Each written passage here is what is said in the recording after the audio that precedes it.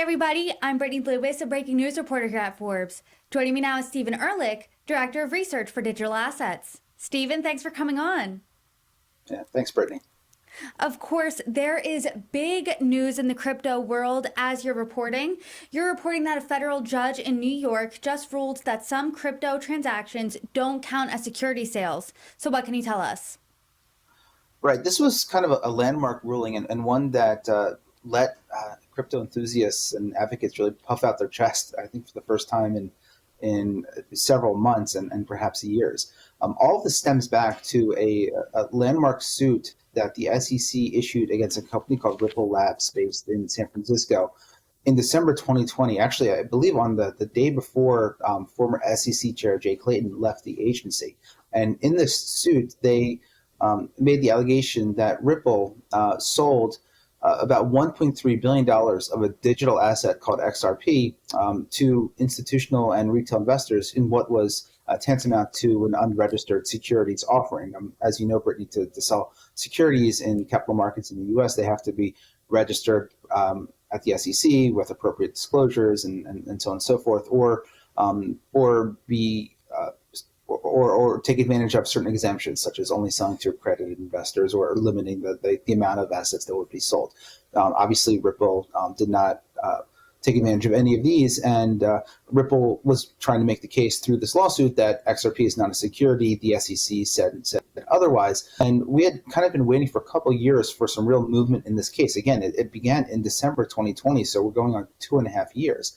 And then in a decision from the federal court judge, as you mentioned, she sort of made the argument that at least some of those transactions were not security sales, in particular the ones that Ripple sold to investors. The term she used was sporadically, but basically sold through centralized exchanges like Coinbase or Kraken and plenty of others. That's not an exhaustive list. That said, she did say that about $750 million worth of XRP that were sold to institutional investors going all the way back to 2013 were security sales. And I guess the question, how did she make that determination?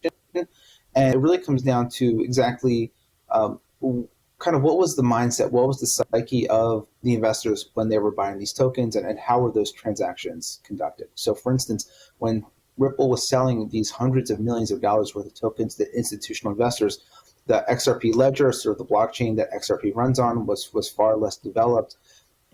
She made a point in her ruling that a lot of public statements and marketing material from Ripple itself was talking about the appreciation in the price of XRP and how sort of all of the value of these pots between the investors and Ripple itself would kind of grow together as Ripple Labs continued to build out the product. Now, this sounds an awful lot like it meets sort of the primary framework that the U.S. court system uses to determine whether or not something is a security or an investment contract, which is called the Howey test. And that is based on a 90-year judicial precedent that basically includes 4 prongs. If there has to be an investment of money in a common enterprise with the expectation of profit, largely based on the efforts of others. And the judge decided that every single one of those prongs were met, at least when it came to selling to those institutional investors. However, very interestingly, she said that when it came to selling on exchanges programmatically, that the test did not meet all 4 prongs of the test, because at that point there was no way for the buyers to know that they were buying directly from Ripple. In sort of like typical bid-ask models, you don't actually know who you're buying from. If you and I buy a share of stock in Apple or Amazon or Meta, we don't know who we're getting it from. It could be from Meta itself, it could be from an insider, or it could just be from Joe Schmo down the street who's deciding to sell. And the judge basically made the argument that if you don't know that you're actually buying it from Ripple, how can you know that you're relying on the efforts of others, of Ripple in that case, to actually, which would then sort of disqualify it from being a security.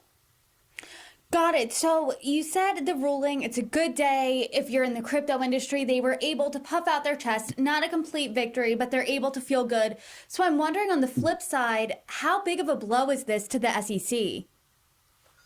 Yeah, I mean, that's a really important question. And the SEC has already said that they're going to appeal this, I believe, to the Second Appellate Court. And at least one lawyer that I spoke with said that he would not be surprised if this went all the way to the Supreme Court. As we've documented time and time again at Forbes, and plenty of other media members have done as well, the SEC is currently engaged in two very major lawsuits against Binance, the world's largest crypto exchange, and Coinbase, the US's largest crypto exchange, where they're basically charging both of those entities with operating as an unregistered securities exchange. And in each of the complaints, they point out numerous tokens that they allege to be securities. And at least in the US, if you're going to sell securities, you have to be registered at the SEC. Now, what was most interesting about the ruling as well, and this is a point I spoke with numerous lawyers because it seemed kind of amazing, and it is a point of, I think, legitimate debate still. The judge seemed to go out of her way to say that XRP was not a security as well. And that means that, and that's really kind of interesting because, like, theoretically, it means that there can be investment contracts, which she ruled with the institutional investors, even if the underlying asset is not a security based on the nature of that contract. But then she also said that XRP itself is not a security. And this obviously can be used. This obviously is very dangerous for some of the SEC's allegations in their complaints against Coinbase and Binance, because now both of those companies, and again, I think one important distinction to be made is that Binance is also being charged with fraud and a lot of other sort of criminal acts, whereas Coinbase is really just being charged with operating as an unregistered exchange. But both of these companies now can take this ruling and they can go to the judges in their cases and say, look, clearly, like, there is room to debate the SEC's allegation that the assets that we are listing here are not securities, or are securities, excuse me. That said, it is important to note that XRP is, I believe it's listed by Binance. It was not, as of yesterday, listed on Coinbase. Coinbase actually took it down in December 2020 when the SEC filed its suit, and then it very loudly, along with other exchanges like Kraken and I believe Gemini, announced that they are going to resume trading in XRP because of this suit. But the SEC's cases against Coinbase and Binance include many assets other than XRP. So it's not necessarily an apples-to-apples comparison, but it certainly does give those exchanges a major arrow in their quiver in their ongoing fights against their suits. Sounds like this will be an ongoing battle. You did mention that it could find itself all the way at the Supreme Court, but what are the larger implications here for the crypto industry as a whole? The larger implications are that if this ruling turns out to sort of set precedent, and again, a lawyer that I spoke with is very clear that other judges are not necessarily bound by the precedent set by this judge. They are going to be allowed to come up with their own interpretations, their own laws. But I mean, I think the question you're getting at, Brittany, is if, like, there becomes I guess a sizable amount of case law to suggest that digital assets are not securities, that sort of clears the regulatory runway for exchanges and digital asset token minters and sort of the teams behind them to operate with a lot more clarity. That said, I mean, this is a very, very muddled issue. Appeals, I would imagine, are going to take a couple of years probably to work their way through all of this. And in the meantime, there are some important legislative initiatives going on in Congress to try to help settle all of this, perhaps before these appeals run their course, or even the Coinbase and Binance lawsuits are finalized. I mean, there's a really interesting market structure bill put together by House Republicans in the Ag and Financial Services committees. And then just, I believe it was 2 days ago, two senators, Kirsten Gillibrand from New York and Cynthia Lummis from Wyoming, Lummis is a Republican, Gillibrand is a Democrat, reintroduced what at the time, back in June 2022, was a landmark piece of bipartisan legislation sort of trying to help create a taxonomy for digital assets and sort of delineate responsibilities between the SEC and the Commodities Future Trading Commission, the CFTC. Both of those are kind of now working their ways through committee and markup sessions. And I would imagine at some point there may be an effort to try to combine the two into something that is passable in both chambers of Congress before going to President Biden's desk. So I know it's a lot of moving pieces, but I still think that the legislative process is probably going to get us to a quicker and more durable solution than anything related to the courts. But it certainly caused a lot of excitement in crypto circles yesterday. Let's talk about that excitement. I want to know more about the reactions from people inside crypto circles, and how did the ruling immediately affect the value of cryptocurrencies? Right. So the value of the total crypto market, I think, went up to about $1.3 trillion. But the two assets that I think most folks were interested in are XRP, which had honestly been struggling ever since it was named in the suit back in December 2020. It shot up as high as, I believe, 92% on some exchanges yesterday, before falling back down to about 76% around the time that we wrote the article. And then Coinbase's stock went up about 20%, and that has to do with feelings of bullishness about the likelihood of them winning their case against the SEC, because again, this is a major card for them to play, even if it's not necessarily a trump card.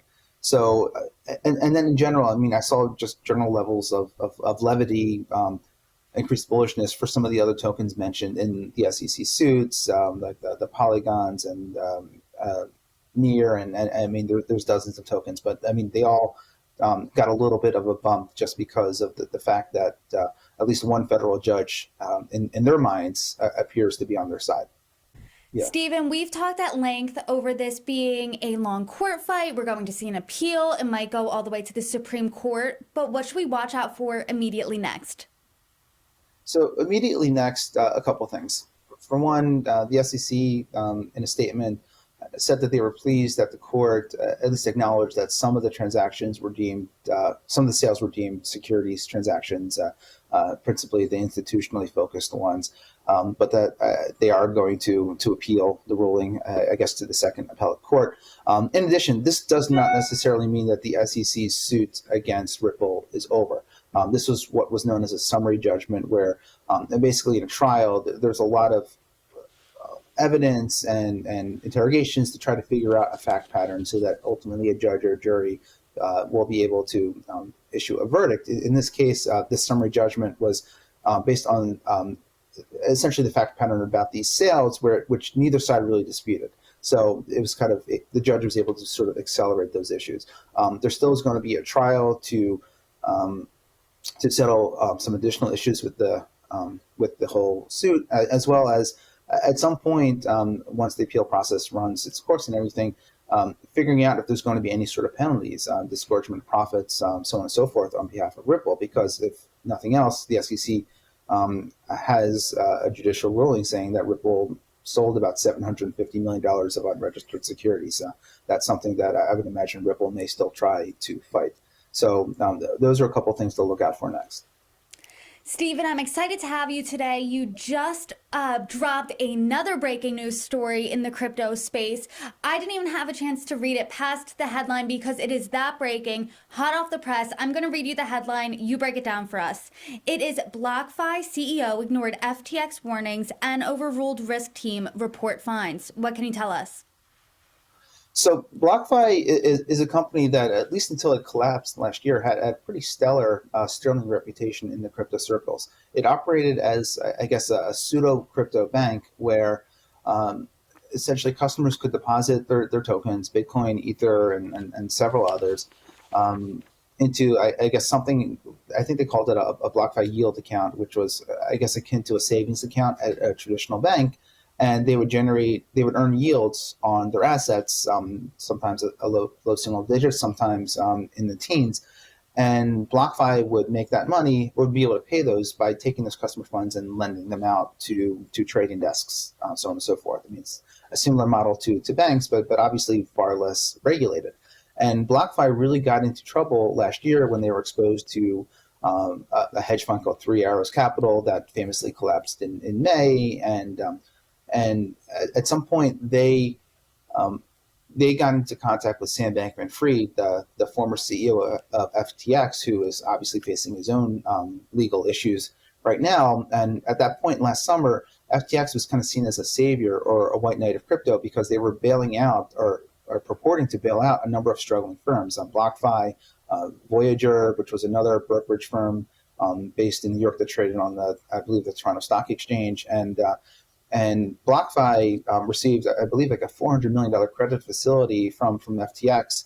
And a lot of that was secured through loans. And then they took on a bunch of FTT, which was this token created by FTX on its balance sheet. And eventually, what a report today finds, and it was produced on behalf of BlockFi's customers, its unsecured creditors committee, basically all the people that are hoping to get their money back. They're finding that as BlockFi got into increasingly dire straits, the credit risk team within BlockFi was alerting CEO Zach Prince about the growing danger of taking on more and more exposure to FTX, principally in the form of FTT tokens, which they took as collateral to lend out additional customer funds to FTX. And CEO Zach Prince essentially disregarded those warnings and decided to keep taking on this balance sheet risk, despite the concerns. And at some point, I mean, BlockFi is in its own bankruptcy case right now. There are a lot of creditors wondering when they're going to get their money back, and this is just another report.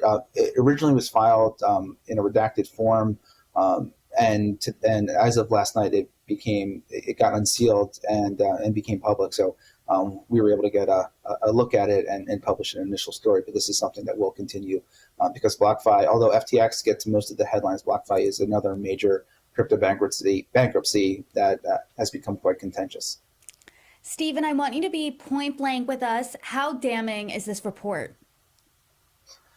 It is pretty damning. I mean, they do show text message chains, evidence from a lot of interviews, so on and so forth.